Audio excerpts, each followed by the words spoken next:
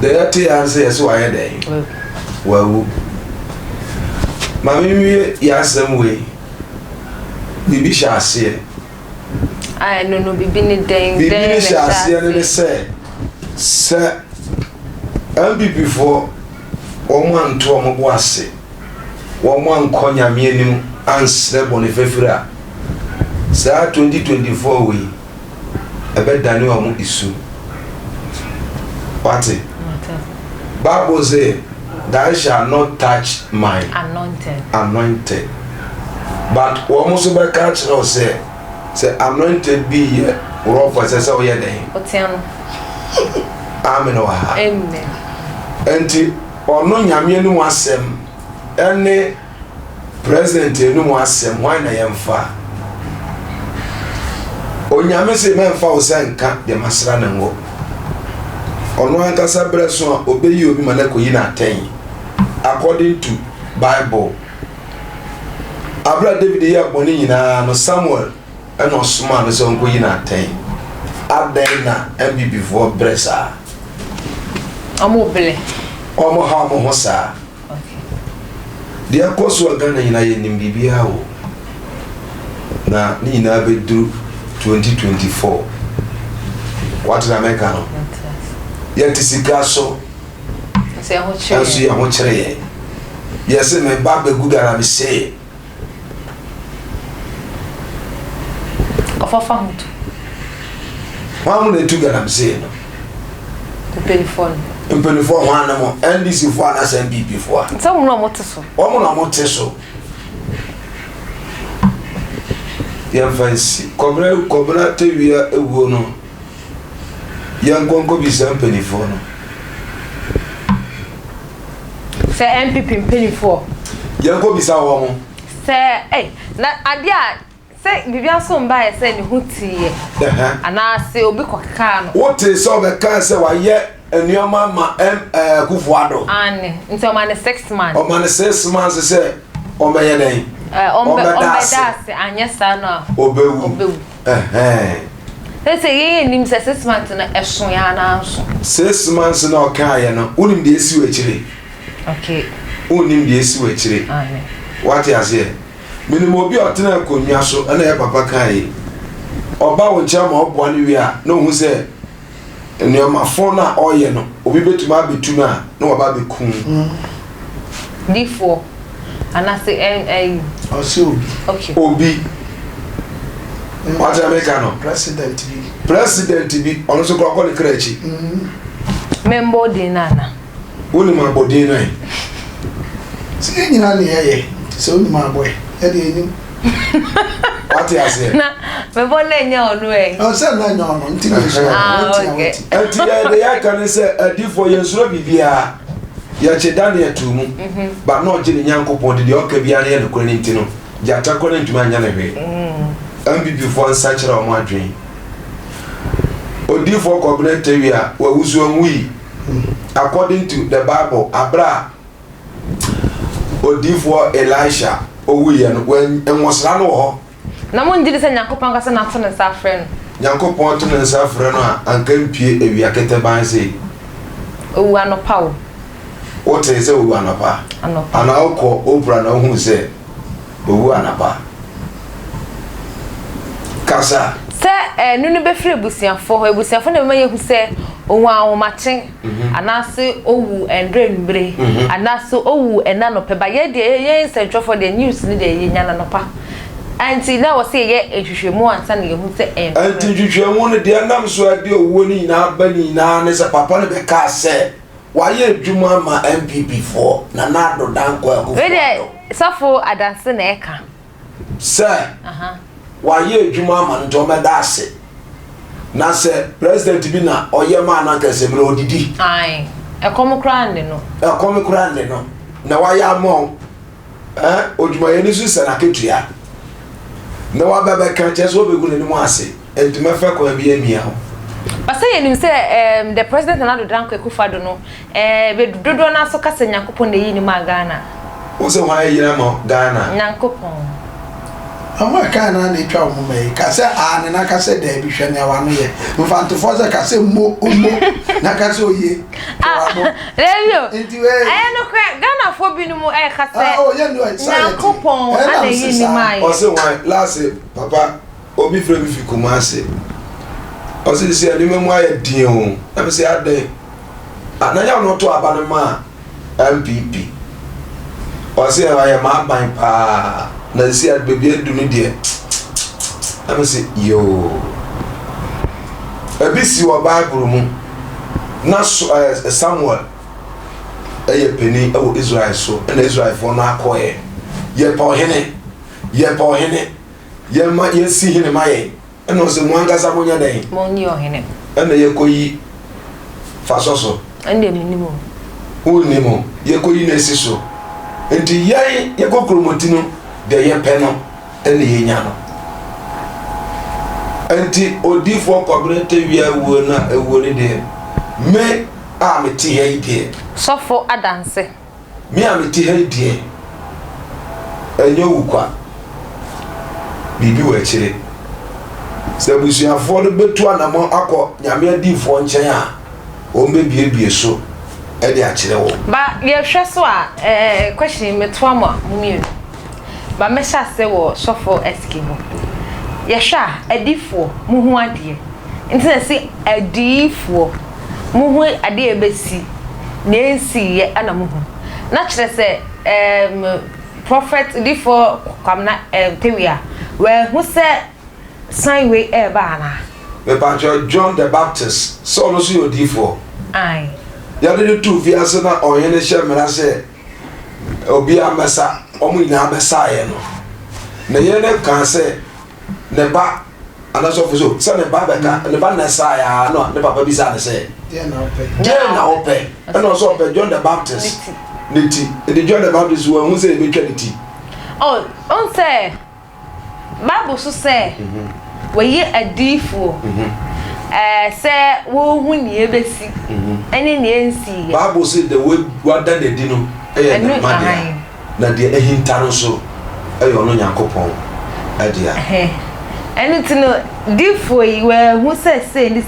because enye prakope ana se na mo ka no obi be so we say okoku ensem wo ho ODIFO TAWIAH'S ensem wo ho waka no de tay attack yina bai Russian omo taketa community na e ho what you say me pa wa ya wa de wa be kama asem wa boa me scan wo yesem de ma ba be gina ayiso ba bie wo secret wo ba ma ho ma me yese me de akoko na koma de ya de ma o ho ato nye sika wie na esese me tua waka na wo man fasika ma no be kan o so boka na o de fa ne ma no be ye na ade ende ma no o ba se ya chi ni tum na wa be ka se o meda na se wa ya boni so nye boni enti na ketua ne se ye fa wa ye ko mia no e ko mia ne sen cause owo de etwa so bia what the wa ko bisuafie just say that eh sabat owo de etwa so bia so for esia na o je say nya wo kan ya mpa em say asemu abaputupuru na ya don but e say hwe ni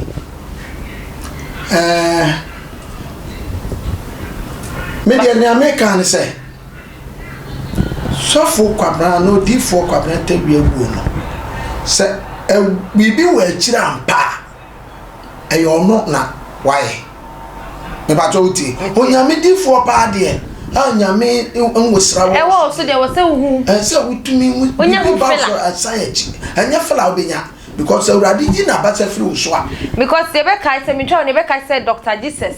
oh well Liberia camp obewu ni church members kwan na erima yeti asese papa ni hu so obewu enti o si faka se ne owu a omunsie no emfa be ba cho sa anya no kre to aso papa to aso odi echi atopa sister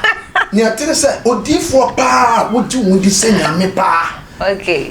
me catch se MPP for bi eye bibi etia omodin na Washington America mi nko ni beti e discuss okay ombetuma ye bibi etia papa no mu awu a ayo no na wa commit amasa oni nyame ntam kita wodi na ide atwena se Awurade antwe no amfi Samson ho anko bia no betume kono yeah me ba jo se wuti ba cho metio sa Yesu Kristo wo no one de eye prophecy yeah ne da ho ade da ho covenant on Awurade akwato ho se sa ne besi but yen adifo ne de enye possible I was so who just BBC unya umpopoye se me wi a wade a wo bom dua me wu ma me nkire wade bi asema ye kan se ampa se party no omo ni mu ma papa na wu a omo amonutuo omo akotwa ne sekan et papa na wu ma me nka se bi se akwanya wo wa mi ami aketwa obinim osofo obinim be 2 weeks ni or your program bi mo wan interview sister bi o ma wate no wo bi phone so na girl no o se no ye nurse ni nti nurse adwuma ni mu no na ne yonko girl bi so me twa no eye obinim aye na ye nim no obinim ya nti mi ka ma si obinim mi wi a mo nko no ho angel obinim my brother obinim when interview sister bi na sister ne say no o nursing school we ni ba the classmate owu ya another came no be say say na course kai hu nya ne no so ka ne de o pese onye bia ndi mi twa ne sini no ga ne de ne wura occultism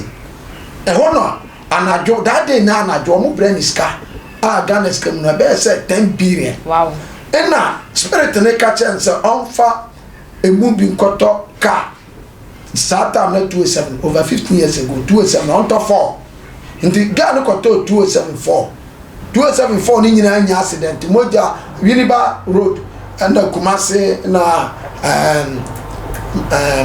mankasim nachi ebisi ho ocha abobo ni nyina ho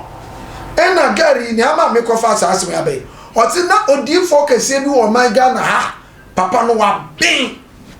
ODIFO bi wo ma bin o na Satan nankasa Lucifer nankasa ba camp be catch say sa ODIFO ye pese ye de no ko airport wan ne betumi ena girl no ni mema tu sorry say on betumi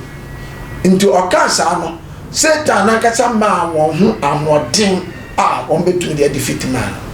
enti kwamba so no befa papa no so pompa ye wa bin wo munya no wankasa o munku no o mu twe papa no de na be cancer company no enti ga no ne nkrofo mienu no o mu transia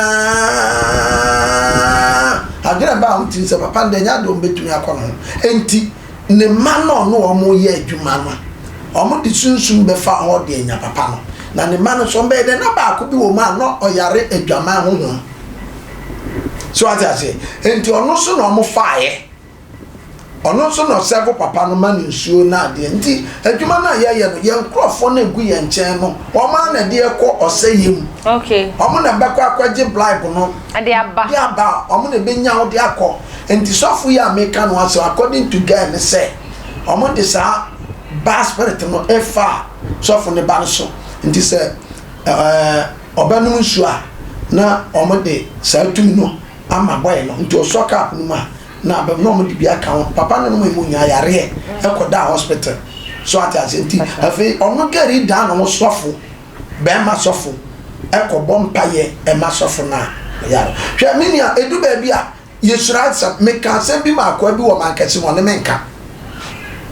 edu ba bia nyankopon na yeso mo ne na hu si ehu ne se wo ne wo a wo ti akunyo anka ye be ko no so attack because edu ba bia nyame ye ohwe ha na bia na ne be ya na ne onyam be da di ntia enye sa de anka ga ya se mo kai nka me refer man se swati because ODIFO de no wa ba for ya me urade na obonsam epe no de ni ode asoma ne ma nyame hwe ya ma tsia me no ka sai sister this we fi airport but man de he still ewo ho oni ya ka sai ade no phone so enche you 1 week asemni nti sofu pani no ada ho anko afa so de no koi ebetuma ba se papa ne ka asem no ne nkrofo won nchen ono ade nya ade abobetumi no but omo de be fa sunsun kwan bi suma ne nkrofo na won nchen no omo no mo ha adwen no betumi ya omo de ne krako minim mi ama so mo za ma sofu bia ya de no co station na sofu no ya de ono ne me boss me master ode me kwa asofu dim ya de no co station bi our central region ya ne wa fa se ba na kronum abaifo contacting no wa fa se o akofa na betra ne nchen ne ma binum wo mara ha na ne wa fa se na abaifo ma no bofre popo na odikokun no fa wow so unti atams no obi pe wa kuma crofo mo wo nchen no enye wa wo say ye twa wo mo ye because something nere na nya ne pese obekunukun na mo ye disika kire no no after all what is it esem kwe so atasi ya won crofobia wo mo yere no age bribe na o ye nya kwan de wo magum ya won crofobia wo mo ma e de wo ma consultation ya won crofobia minia wo ma na fofo ama wo ma hwefo enti it can be possible say ni papa yi kan ya na ya adwunu hu e ya mpa e before me twa ne sekan nti wo ka say before on be ka say be kire be ekun but ye be ko sunsun no wo mo dia because wo mo dia agra papa no be ma secret ide so for adults then I be ka kire ebusiafo oh we dia no tumi aka kire ebusiafo nso mo nhye what am I can wo mo nhye na ade nyina mu no enye sie wi what you say na ekire nsem na be pie bako